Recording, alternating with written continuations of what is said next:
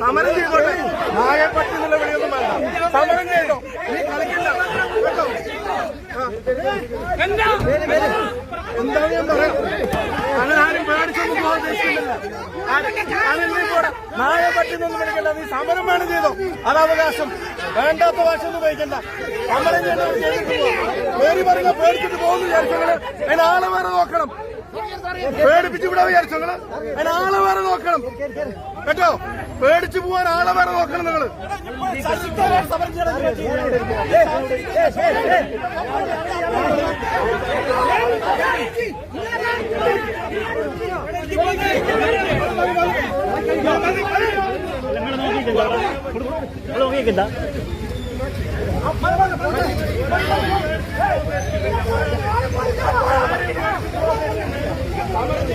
അതിന്റെ അവകാശങ്ങൾ എല്ലാവരും മാനിക്കുന്നു.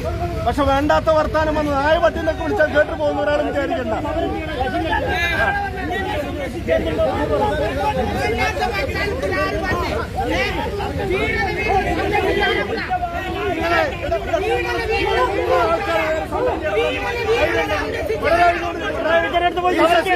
സെക്രട്ടറി അതിനോട് ചോദിക്കണമെന്ന അതിനാർജമുണ്ടോ?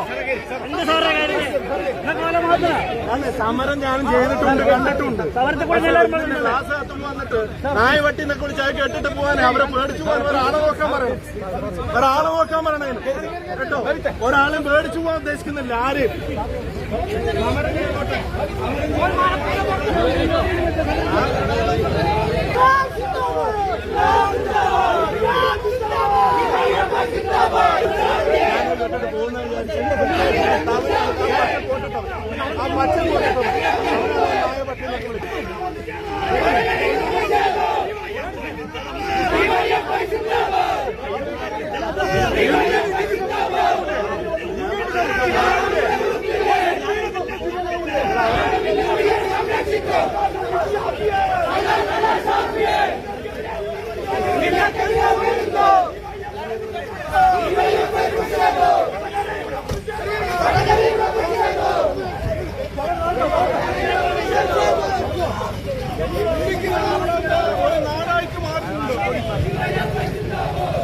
സമരം ചെയ്യാൻ എല്ലാവർക്കും അവകാശമുണ്ട്.